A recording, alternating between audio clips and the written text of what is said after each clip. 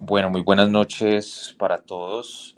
Bienvenidos a este espacio de reflexión enfocado a la pedagogía y pensamiento crítico. En este espacio tendremos la oportunidad de abordar la educación desde sus inicios en Colombia y posterior a ello, pues, enlazándolo con lo que han sido los avances y desarrollo del pensamiento crítico en cuanto a los procesos de aprendizaje en el aula. Este espacio lo estaré compartiendo con eh, Franci Yolimar Pérez, con Lina Marcela Castaño, Elsa Jimena Mendoza, Caterine Silva García y quien les habla, Ricardo Tapasco Perea. Bueno, el punto de partida de este recorrido comienza en los siglos XVI y XVII, y es que varias situaciones y eventos históricos han marcado la historia de Colombia, pues, lo que ha permitido la creación de diferentes estructuras en el ámbito social, económico, político, entre otros muchos aspectos que nos han marcado de manera significativa. En el transcurso del tiempo, pues diversas dinámicas sociales han influido en las realidades nacionales, han generado movimientos sociales, políticas públicas, jerarquías, bueno, diversas comprensiones, entre muchas otras situaciones. Bueno, este espacio nos permite conocer de manera detallada pues, algunas de esas características y pues, de los cambios que hemos tenido en nuestra nación. Es importante resaltar, me parece en este momento, el aporte de dos autores como lo son Vargas e Hidárraga en el 2019, un artículo bastante interesante, muy recomendado. Ese artículo tiene como título Breve análisis histórico descriptivo de la educación en Colombia, en el que se explican de manera detallada el origen de universidades y digamos que otros aspectos relevantes que han marcado la educación colombiana pues, a través de la historia. Este artículo precisamente nos ilustra sobre los inicios de las universidades, pues las cuales surgieron de maneras diversas gracias a las iniciativas de comunidades de arzobispos y filántropos, entre ellos pues Pedro Pinillos, contrario a lo que sucedió en Europa en sus orígenes, ¿no? La locación se centró pues básicamente en las grandes ciudades. Bueno, digamos que universidades como la Santo Tomás, como la San Buenaventura, la Javeriana, tuvieron, digamos, un establecimiento aquí en Colombia, ¿sí? Y posterior a ello, pues cada una de estas universidades también tenía pues como a su mando un colegio, ¿no? Colegios mayores, como el caso de Nuestra Señora del Rosario en 1651, el cual fue pues básicamente establecido con el propósito de enseñar a la clase alta criolla, ¿no? Bajo la dirección del arzobispo y virrey. Bueno, pues aquí en este punto, pues por lo anterior, pues deja entrever el impacto significativo de estas comunidades religiosas, ¿no? Que han tenido pues en la educación a lo largo de la historia y cómo a través del tiempo también pues fueron superando pues muchas de sus dificultades y se establecieron en la fe. Bueno, siguiendo nuestro recorrido histórico, pues las escuelas de primeras letras surgieron en el siglo XVIII, que además fue marcado por corrientes de pensamiento y cultura originarias de Europa. Un ejemplo de esto fue la Ilustración, un movimiento cultural e intelectual que comenzó en Europa a mediados del siglo XVII y a principios del XVIII y se extendió a América en el siglo siguiente pues, con mayor fuerza. Como era de esperar, pues este movimiento trajo consigo pues, grandes transformaciones en el continente americano.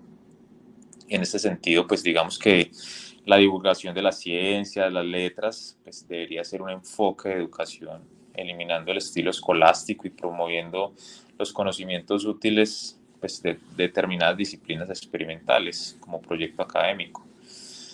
Bueno, digamos que posterior a ello, pues ya dejando a un lado el siglo XVIII, ya en el XIX y en el XX se producen pues, cambios también significativos como la creación de nuevas escuelas. Estas nuevas comprensiones pedagógicas surgieron como una forma pues, de oponerse básicamente a esos modelos tradicionales, ¿no? Y a sus planes de estudio, lo que pues, abrió la posibilidad de llegar a lugares donde, digamos, algunos individuos no podían llegar. Bueno, pues finalmente en este recorrido histórico en la década de los 70, pues Europa vuelve a introducir nuevamente una corriente de pensamiento, pero ya pues esta vez crítico, ¿no? Que hace que se reconozca a Latinoamérica como un contexto importante, pues debido a las condiciones de desigualdad, de pobreza, de injusticia, entre muchas otras, como lo explica pues Maldonado en el 2008. Y a partir de esta corriente pues surgen dos movimientos propios, que sería pues la pedagogía crítica, que fue pues liderada por el brasilero Paulo Freire, y la teología de la liberación, liderada por Gustavo Gutiérrez.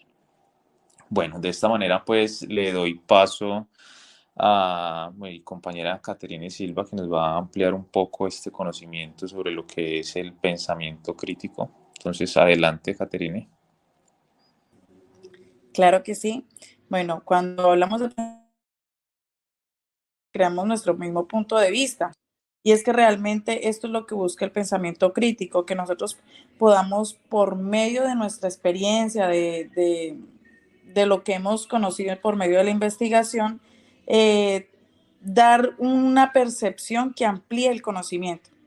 Si nosotros, por ejemplo, llamamos a colación al filósofo Kremer, 2011, él habla del desarrollo del pensamiento crítico y lo describe como un pensamiento que es intelectual y disciplinado y lo relaciona con la parte de poder conceptualizar, aplicar, analizar y sintetizar una información que ha surgido aparte de la observación y sobre su experiencia. Entonces, él lo relacionaba mucho con esa parte de poder reflexionar, el poder razonar y poder dar una comunicación, emitir su propio juicio. Entonces, esto es un pensamiento que le da valor, mucho valor, a la parte racional de las creencias y las emociones, obviamente siempre partiendo sobre la racionalidad. Entonces, según Campos 2007, él dice que hay unos rasgos, ¿sí? Que tenemos que tener como presentes, que tiene y que son propios de un pensador crítico. Entonces, él hablaba de la racionalidad, de la autoconciencia, de la honestidad, de tener una mente abierta, de la disciplina y de emitir un buen juicio. De igual manera, hay unas habilidades que son propias del pensamiento crítico. Según Fación, 1990, él habla mucho sobre la interpretación, el análisis, eh, la evaluación, la inferencia, la explicación y una autorregulación. Eh, Él hablaba mucho sobre la interpretación como una forma de comprensión y expresión del significado de la experiencia que nosotros tenemos en ciertas situaciones o en ciertos eventos, y así nosotros mismos poder emitir un juicio. Al momento que él dice que tenemos que tener una habilidad en el análisis, es para poder relacionar esas inferencias entre las declaraciones, las preguntas y los conceptos que nosotros logramos examinar y encontrar en ciertas investigaciones. La evaluación, que es como la creatividad y la credibilidad que estamos recibiendo de otra descripción o de otra persona, ¿sí? O sea, el poder entender que no es solo nuestro pensamiento, sino que este pensamiento crítico nos permite emitir un juicio de valor sin tener que negar el pensamiento o la descripción que tuvo otra persona sobre su propia perspectiva.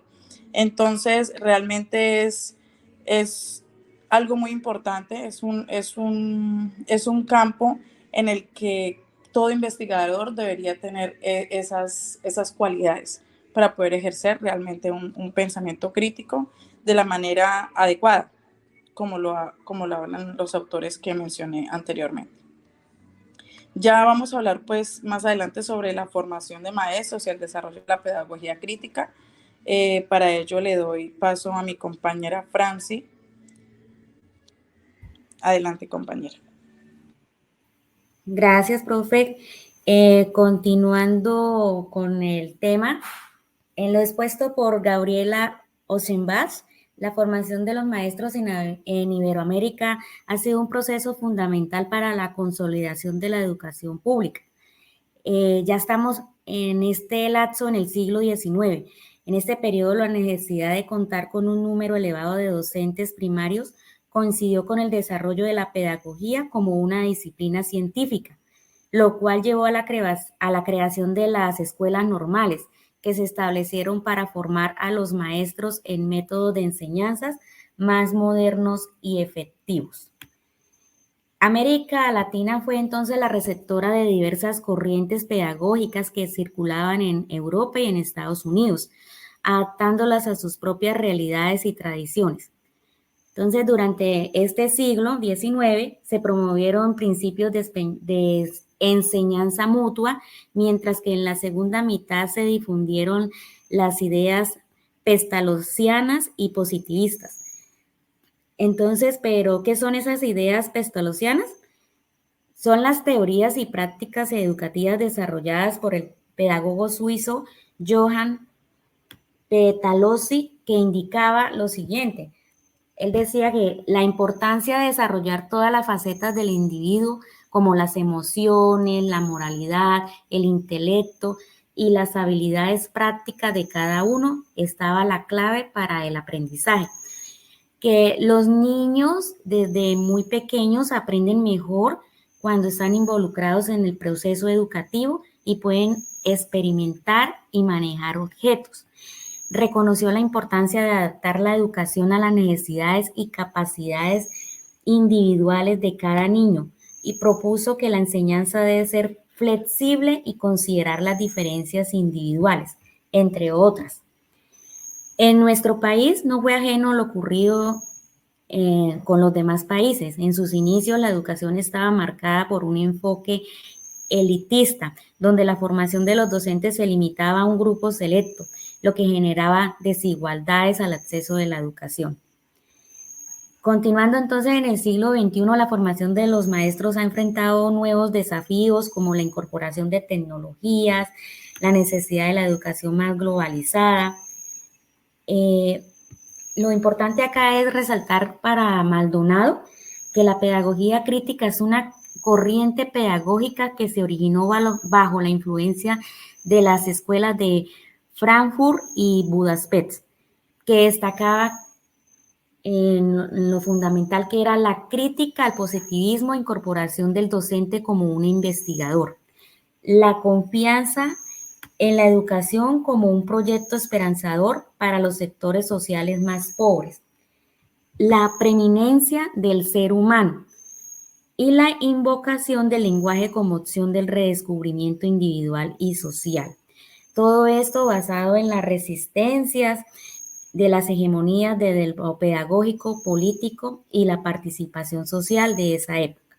Entonces ahora vamos a continuar con nuestra compañera Jimena, que nos va a seguir hablando sobre este tema. Muchas gracias, profe. Bueno, continuamos.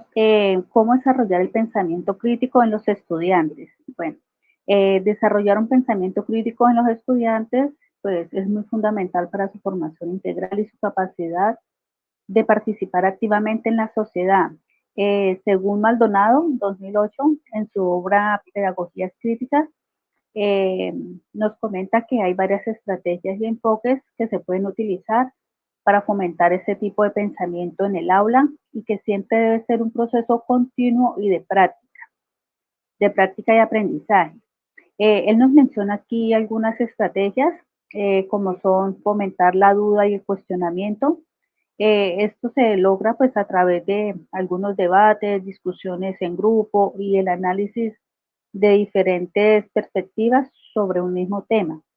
Tenemos también estimular la reflexión, fomenta sobre su propio proceso de aprendizaje y sus creencias. Se pueden incluir lo que son escrituras de diarios reflexivos o la realización de actividades que inviten a pensar sobre cómo y por qué han llegado a ciertas conclusiones. Tenemos también promover el diálogo crítico. Se basa también en la organización de debates sobre temas relevantes y actuales que permiten a los estudiantes expresar sus propias opiniones, escuchar diferentes puntos de vista, argumentar de manera coherente y respetuosa.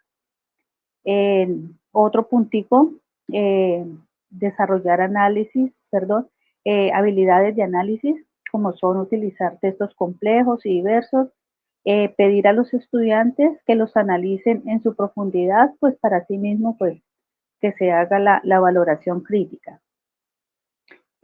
Proporcionar modelos críticos, los docentes, los profesores, en los últimos siglos, pues deben de actuar como modelos de pensamiento crítico, lo que incluye mostrar cómo se cuestionan las fuentes de información, cómo se argumenta de manera lógica, cómo se aborda la resolución de problemas de manera crítica, etcétera, etcétera.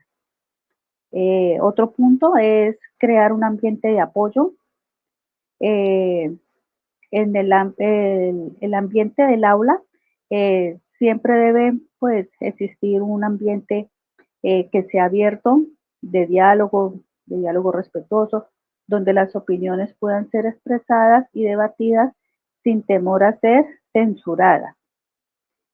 Fomentar conexión con la realidad, lo que nos lleva a utilizar problemas de situación del mundo real, como son las bases del aprendizaje, donde los estudiantes apliquen su propio pensamiento y donde puedan encontrar soluciones prácticas y relevantes a las mismas. Estimular la autonomía intelectual, que nos invita pues a animar a los estudiantes a ser autónomos en su proceso de aprendizaje, buscando información por su propia cuenta y desarrollando diferentes habilidades de autoevaluación y autocrítica. Por último tenemos pues evaluar críticamente, pues enseñar a los estudiantes a evaluar desde las fuentes de la información, diferenciando entre los hechos y las diferentes opiniones. Bueno, esos puntos pues a lo largo de los últimos años han sido unas estrategias que nos han permitido pues crear un entorno educativo donde el pensamiento crítico pueda florecer, donde los estudiantes pues puedan analizar desde sus puntos de vista pues los diferentes desafíos, porque día a día pues se van a encontrar con situaciones reales de sus mismas experiencias. Entonces, a continuación, la profe Lina. Claro que sí, buenas noches. Bueno, ya con todo lo escuchado por mis compañeros, ya a manera como de conclusión, pues podemos decir que la formación académica nos lleva a pensar que pues, aunque desde diferentes contextos se habla de la importancia de la inclusión, realmente desde la ejecución se puede evidenciar que aún no se tienen las suficientes herramientas para atender la inclusión. En este caso específico, pues cuando hablamos de la población en condición de discapacidad, la falta de formación, de información, interacción con todo lo que implica la inclusión, y no solo desde la formación académica, sino también desde las instituciones de formación. Asimismo, estas experiencias generan un gran impacto a nivel personal. Trabajar con una población a la que muy pocos docentes se atreven a hacerlo. Sentir que ellos, además de ver a la persona como docente, la ven como parte de un círculo más cercano. Ellos quieren y respetan y admiran, lo que conlleva a ratificar que la docencia es una decisión que se toma todos los días con valor y respeto. Además, son experiencias que dejan un mensaje claro y es intentarlo, salir como de una zona de confort y darse la oportunidad de trabajar e interactuar con las poblaciones de personas en condición de discapacidad, que aún hoy son vistas y segregados por no darse a la tarea de ir pues un poco más allá. Por último, tener la posibilidad de interactuar con seres humanos tan únicos que debido a las diversas dinámicas sociales son un poco subvalorados. Es como todo, es como un desafío, pero es tan enriquecedor como permitir expandir la mentalidad que se tiene sobre la función de enseñar y crea conciencia transformadora con respecto a la voluntad. Se tiene para enseñar algo específico, dado que todo varía con respecto a su percepción y eso también cambia la manera de enfrentar cualquier pregunta, permitiendo generar lazos que al ser alimentados constantemente afianzan la manera en la que se comunican las actividades y por tanto los procesos fluyen. El trabajar y potenciar las interdependencias es un proceso que requiere más tiempo. La inclusión efectiva requiere un enfoque integral y personalizado para abordar las necesidades únicas de cada estudiante. El involucramiento de la comunidad y las organizaciones de apoyo proporcionan recursos y servicios que son adicionales, creando un entorno realmente inclusivo para fomentar el respeto y promoviendo la participación y el sentido de la pertenencia. Nos podemos enfocar en habilidades y fortalezas de los estudiantes, más que en sus limitaciones, realizando evaluaciones y ajustes periódicos para poder identificar áreas de mejora y realizar ajustes en las estrategias pedagógicas. Las estrategias también pueden ser flexibles y no deben ser flexibles y adaptarse a las necesidades individuales de cada estudiante y tener accesibilidad física y tecnológica en las aulas y los materiales educativos. Muchas gracias. Bueno, compañeras, muchas gracias por este espacio de reflexión, un poco de charla, pues acerca de lo que son, digamos, todas esas habilidades de pensamiento que nosotros como docentes debemos potenciar en el aula, y pues que todo esto nos lleva obviamente también a la interculturalidad y pues posterior a ello a la inclusión educativa. Bueno, hasta una próxima oportunidad. Hasta luego, compañeros.